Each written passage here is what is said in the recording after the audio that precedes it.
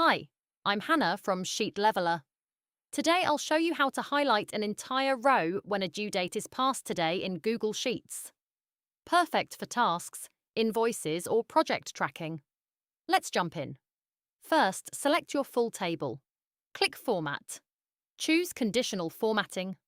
Under Format Cells if, choose Custom Formula is. Paste this formula. And all formulas will be in the video description below. Choose a color. Click Done. Instantly, any row with the date before today is highlighted. Quick breakdown. B locks the due date column. 2 lets the row change. Today always returns today's date. So if the date in column B is earlier than today, the row lights up. The formulas I'm using are linked in the description. Bonus.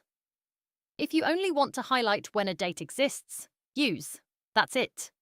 You now have automatic past due row highlighting. Like and subscribe for more fast Google Sheets tips. I'm Hannah from Sheet Leveler. See you in the next one.